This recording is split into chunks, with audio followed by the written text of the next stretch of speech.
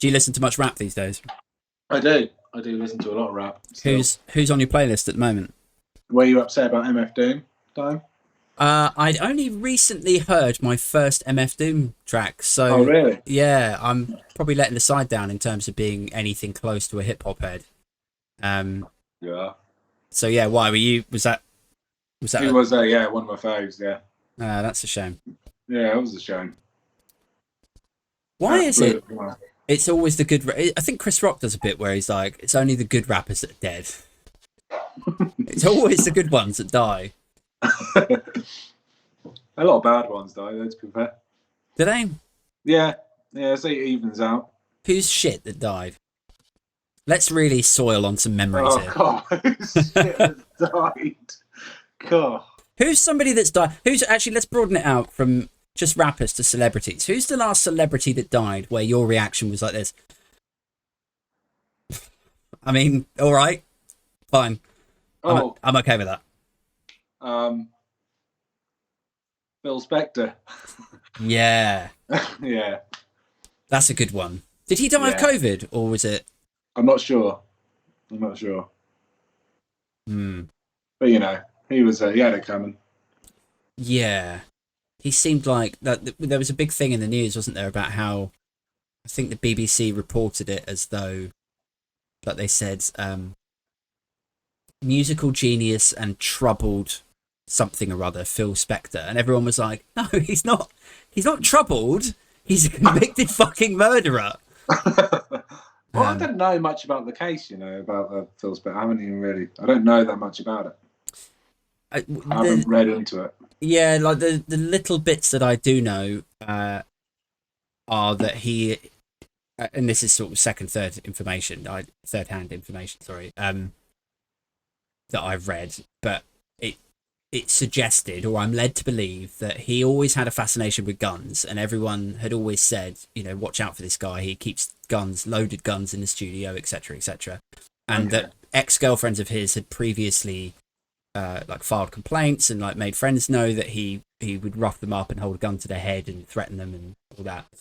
And anyway, then this one night he decided to take it a bit far and literally, I think he picked up this sort of cocktail waitress woman and took her back to his mansion or whatever and literally shot her. Oh wow! And I think he said that. I think he said it was a suicide. Like he tried to claim that it was a suicide to begin with, which is fucking batshit. I love the balls on it though. I love like to be that fucking nuts to blow a hole in someone's head. And to know, you must know that the residue is going to blow back on you, and people are going to come in and take swabs and test it all, and they're going to go look, Phil, mate, this is what we do for a living. Look, there's no way that this bitch shot her own head, and that the residue is here. If you say that you were over there, why is there residue all down your suit? Actually did that. Okay, you never know, mate. He'd have to be the most unlucky guy to pick up a cocktail waitress who is suicidal and decides that on her last night before she kills herself. I mean, to be fair, maybe she just sucked him off. If she just sucked off Phil Spector, maybe she did kill herself. I don't know. Yeah, exactly. See. Yeah. They need to re-look into that case. Just saying.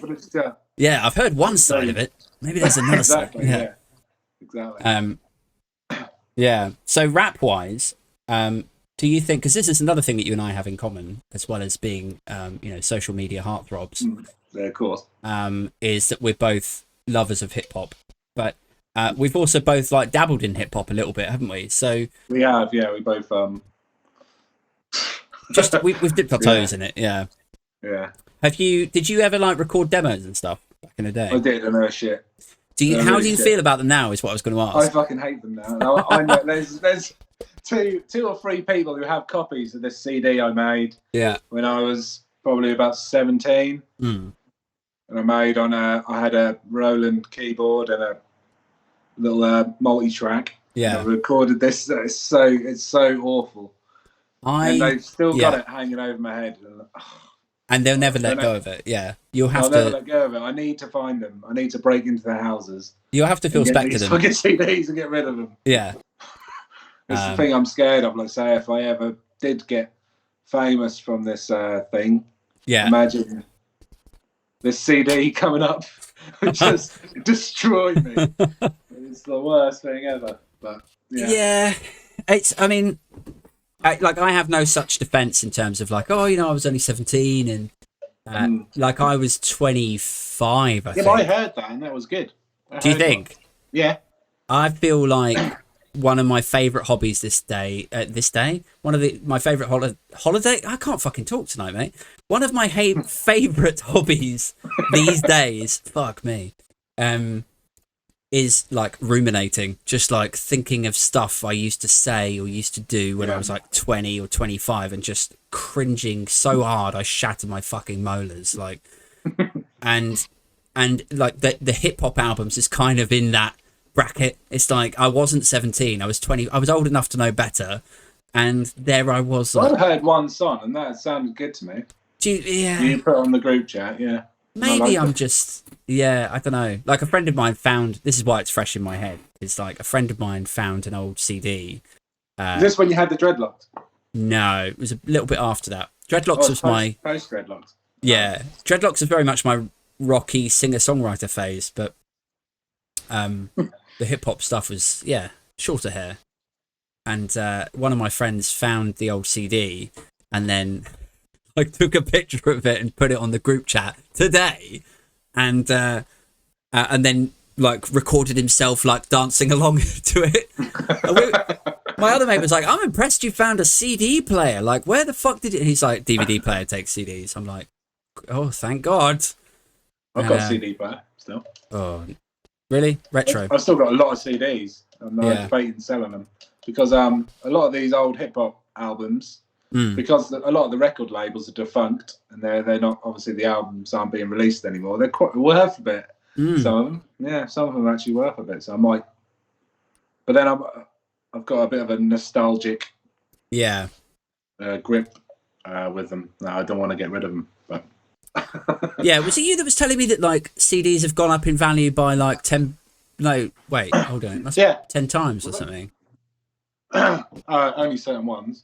Yeah, because whoever it was that told me that, I was like, I might just have a quick look, and I looked on Amazon for a double CD of 2-pack All Eyes on Me, and it was fucking £100.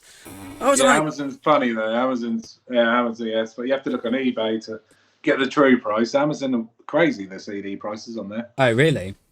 So I've got a Cool G Rap and DJ Polo CD, which is a limited edition double one. That's £450 on Amazon, but there's no way it's worth it. Diagonally. There's no way it's worth it. But on eBay you can't find it, so I don't know. Maybe they are like worth investing in. I don't know. Yeah, because there's this whole vinyls are obviously. Yeah, I feel like worth money. With vinyl though, it's like I don't own a record player, but I am exactly the sort of person that would own a record player, and I get it. Like I understand the sort of tangible romance. Yeah, like to sort of, you know, pulling it out the sleeve, putting it on, putting the needle on, and there's an aural kickback or like sort of reward mechanism that kicks in when you put a vinyl on and then listen to it, and you can hear the little bits of crackling before it starts, and there's something in that real like music lovers really enjoy and love. But with CDs, although there's a nostalgia factor, because it's like I remember when I used to have 2-pack double CD, you know, back in the day. It's not the same. It doesn't have that for me. So I'd be interested in buying some CDs for like the financial reward if they are. It does a bit for me. It still has a little nostalgic thing for me. So it used to be my my first wage back. It would go onto the CDs. I remember running to record shops because the CD that I wanted was being released. So I'd run lunchtime. Yeah. My lunch break at work, run to the HMV. Yeah. Get the CD, and I remember taking it home, putting the CD on, going to the toilet. Yeah. Having a sit, reading the booklet. Yeah. It's a whole thing for me. But actually, that's a good point. Like the linear notes, having the booklet and like reading the lyrics of it, that is something that's missing. That was awesome. Yeah, I used to love that. And like the other thing that's changed is like an album like you say, you used to like run down to HMV. Like for us in Maidenhead, there was a Virgin in Maidenhead called Aid. All right, thanks. A Virgin. Yeah, and terrible. Don't laugh. Don't pity laugh.